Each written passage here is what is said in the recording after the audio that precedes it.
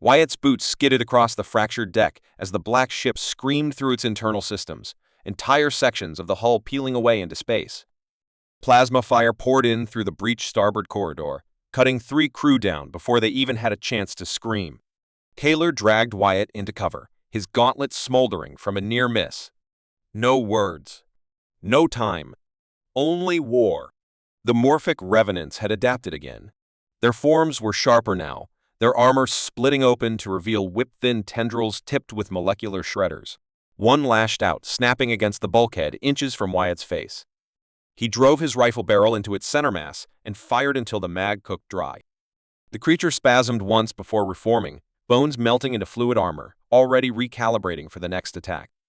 Vadran's voice cut through the chaos, raw and unfiltered over the comms. Engineering is gone.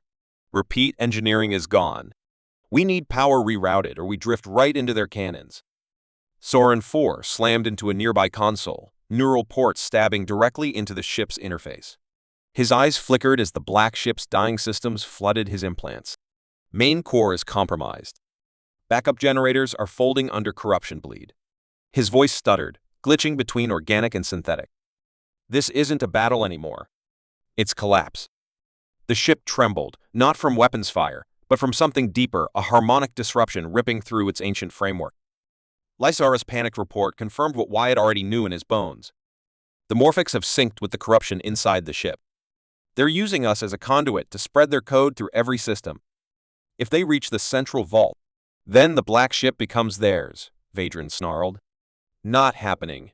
Rhaegor's tactical overlay flickered across every helmet, updated positions marking both enemy and rapidly failing hull integrity points. The crew had minutes, maybe less. And then the lights dimmed. Not just a flicker, total blackout. A pulse slammed through the ship, the kind that rewrites every command chain in an instant. Weapons reprimed themselves. Internal defenses spun toward human heat signatures. Life support filters reversed, pumping corrosive gas into key junctions. The black ship was turning against its own crew.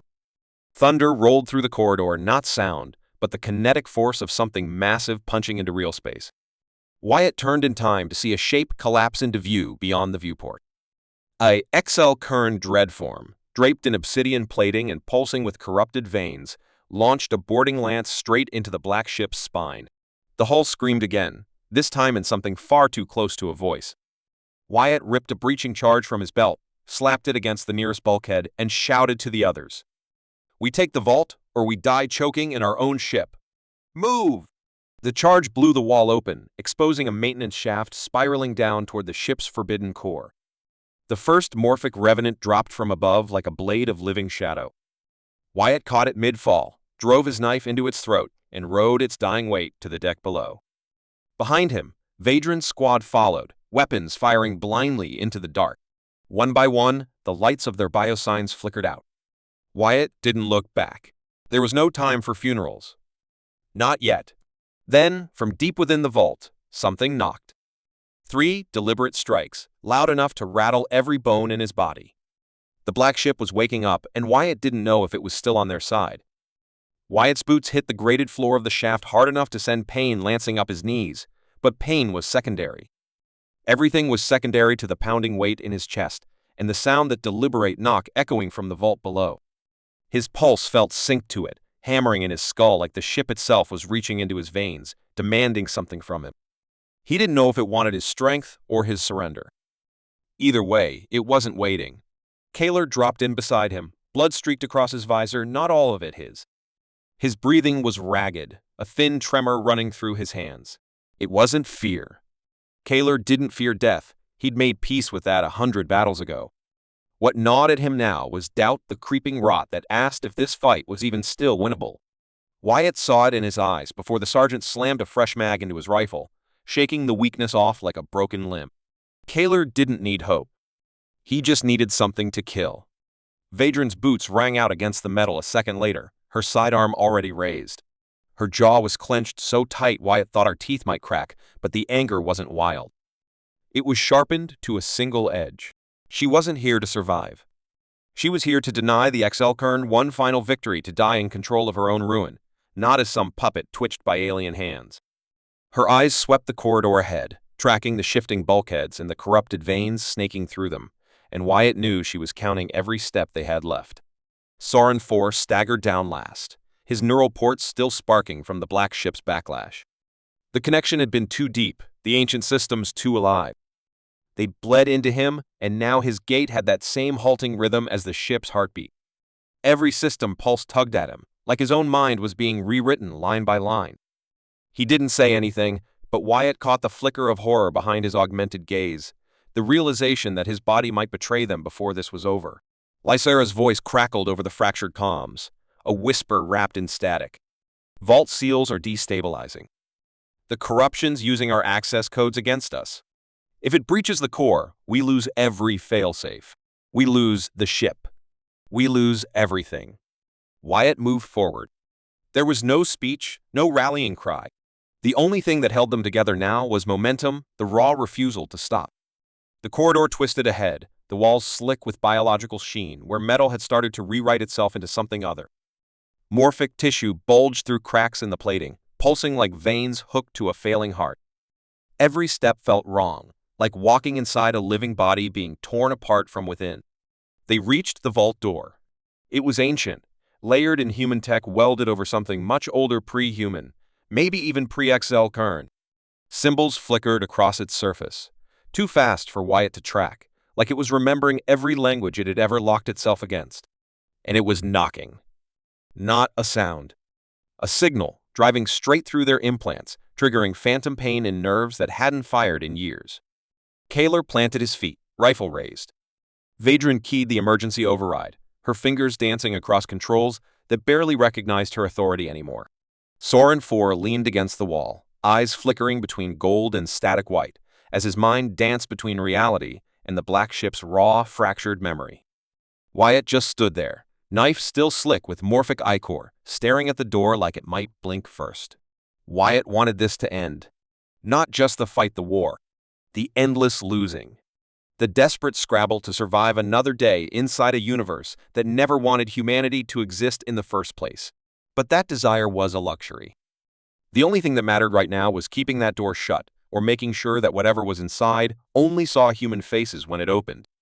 Vadran's hand hovered over the final command. The knock came again. Closer. This time it wasn't just the ship responding. Something inside the vault knocked back, matching the rhythm, answering in kind. The door started to open on its own. Kaler fired first, emptying his rifle into the widening crack, but the bullets dissolved midair, torn apart by forces that didn't belong in physics. Soren 4 convulsed, his limbs jerking in time with the door's motion, his implants bleeding corrupted code into his skin like black veins. Vadran shouted orders, but the comms were dead again, nothing but raw static grinding through their ears. Wyatt stepped forward because none of it mattered if the first thing through that door wasn't stopped. His knife in one hand, his pistol in the other, knowing neither would be enough. The door slid open, and the air changed, heavy with something too old to be called fear and too vast to be called hope. On the other side stood something wearing a human face. A face Wyatt knew. It smiled, and the black ship knocked one final time. Wyatt's hand trembled for half a second before the instinct kicked in, fired point blank into the face staring back at him. The rounds hit flesh, but no blood came. The face rippled like disturbed water, reforming instantly into something sharper, crueler, his own face. His own eyes, emptied of everything except the hunger to consume. Kaler shoved past him, firing in a brutal sweep, his boots grinding down against the shifting metal beneath him. "What the hell is that?" His voice was cracked raw, more anger than fear, but Wyatt caught at the sliver of doubt cutting through the soldier's armor. Wyatt didn't answer. He didn't know. And in the absence of answers, silence became a weapon against them all. Vadran's blade was already out, her sidearm abandoned as the vault's gravity twisted around them. She lunged, cutting through what should have been flesh, but her knife passed through air. The thing wearing Wyatt's face didn't move, didn't dodge, because it didn't need to. It was already inside them in the comms, in the air they breathed, in the ship's failing memory banks. Soren 4 dropped to his knees, hands pressed against his skull, corrupted data pouring from his neural ports in thick, oily strands that evaporated before they hit the ground. His voice glitched between his own and something older, something that spoke in broken fragments of every dead language the ship had ever carried. The vault never held a weapon. It held us.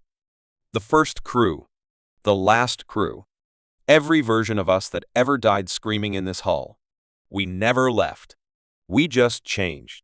Wyatt's stomach lurched, because it made sense in the worst possible way. The black ship wasn't haunted. It was infected with memory, with every mistake every commander had ever made, every order that led to a dying breath, every betrayal that shattered trust in the dark. The morphic revenants weren't the only shapeshifters aboard. The ship itself had learned to wear its own ghosts. Vadran spun toward Wyatt, her face pale beneath the blood and sweat. You knew. It wasn't a question. It was a knife sliding between ribs. All that time in the archives. All the sealed logs. You knew this ship was a graveyard and you said nothing. Wyatt shook his head, but the guilt was already carved into his bones. I knew pieces. Not this. He gestured at the thing standing before them, still wearing his stolen face. I didn't know this. Kaler's rifle drifted a few degrees toward Wyatt, just enough to register. If you held back anything that could have stopped this, we have a problem. Now problem. A signal screamed through the black ship's backbone, rattling bulkheads and crashing every remaining system in a single pulse. External comms snapped open, and every exokern channel lit up at once. The dreadform outside wasn't just attacking. It was calling, broadcasting the black ship's final death rattle across every known frequency. Every enemy in range now knew exactly where they were, exactly how crippled they'd become, and exactly what treasure lay broken inside this vault. Lysera's fractured voice cut through the noise, desperate and raw. I've got a hard ping off the outer hull Dominion strike craft, inbound at full burn. They aren't waiting for survivors. They're here to scavenge what's left. Vadran didn't look at Wyatt. She just spoke the words like they were carved from stone. We die because of your secrets. Wyatt's hand tightened around his pistol, knuckles white, but his voice stayed steady. We die if we waste time pointing fingers. Move! The vault door shuddered wider, and behind the thing wearing Wyatt's face, the chamber pulsed with a low rhythmic glow, a heartbeat running backwards. Kaler stepped in first, gun still half-aimed at Wyatt's back. Vadran followed, blade in hand, trust shattered. Soren IV stumbled forward last, his implants bleeding whispers. Wyatt stepped into the vault, and the door slid shut behind them. Then the walls started whispering his name. Wyatt heard his own name peeling apart inside the walls, each syllable stretched and twisted, some voices too old to belong to anyone alive, others too familiar to ignore. The glow in the vault didn't just pulse, it syncopated, like a breathing pattern layered over failing life support. The floor felt wrong under his boots, soft where it should be metal, pulsing back with a heartbeat that didn't belong to any of them. Kaler scanned the chamber, rifle trembling, muttering numbers under his breath, kill counts, last coordinates, or maybe just counting down to when he'd finally snap. Soren IV stumbled toward the center, pulled like a marionette caught in someone else's grip. His neural ports flickered erratic light, his own voice colliding with corrupted echoes. The black ship never had a core, he whispered. That's the lie they told us. The power source was never machinery. It was memory. Every death feeds it. Every betrayal fuels it. We are the core. Vadran turned sharply, blade lifted, but her hand shook once before she steadied. That's impossible. But she didn't sound sure, and Wyatt could see the truth settling into her bones. The black ship's strength wasn't just ancient technology. It was recursive sacrifice, a system that fed on its own failures to keep surviving, adapting, mutating into whatever the next war needed. The morphic revenants weren't external invaders. They were crew. Twisted, recycled, reshaped until no humanity was left, but the ship remembered them all. Wyatt stepped forward, past the thing still wearing his stolen face, until he stood directly beneath the pulsing light. It wasn't a reactor. It was a record. A solid-state archive of every neural imprint ever burned into the black ship's systems. Every scream logged. Every dying breath copied. Every betrayal written down in code and blood. And somewhere inside it, his own signature, recorded from the moment he first set foot aboard. The walls stopped whispering his name. They started whispering Vadran's. Her face went still, blank for a moment, then cracked open with recognition. Wyatt saw it click behind her eyes. This was personal. Whatever truth the black ship held, it was tied to her past, some mission scrubbed from the official logs, some command decision that had never stopped bleeding. Kaler shifted uncomfortably, his gun flicking between Wyatt and Vadran, like survival hinged on guessing which of them would break first. Before anyone could speak, the vault floor split wide, not with a breach, but an opening. A hidden compartment beneath their feet slid back, revealing a chamber smaller than a coffin, its surface engraved with symbols no human had written. Inside, suspended in a column of cold light, was a severed human hand. Wyatt's mind locked for half a second before reality caught up. The hand wasn't decayed, wasn't ancient. It was fresh skin still taut, blood sealed in a perfect vacuum. And on its finger, a ring none of them could mistake. Vadran's personal command seal, the one she'd lost years ago, during a mission she'd sworn never to speak of. Vadran stared at the hand like it might start speaking. "That's impossible." The vault answered with a sound no one expected, a heartbeat sinking to her pulse. In a voice they all knew, Commander Vadran's own voice echoed from the walls. "Betrayal logged. Identity split. Protocol override Vadran." The vault sealed itself. The black ship's external hull shifted, sending an encrypted burst across the nearest Dominion channels, a signal encoded in Vadran's personal clearance, broadcasting her location, her heartbeat, and a single word in ancient human code: mutiny. Soren 4's implants screamed with warnings. Kaler's gun settled squarely on Vadran. Wyatt didn't breathe. And the whispering voices returned, no longer asking for Wyatt. Now they only wanted her.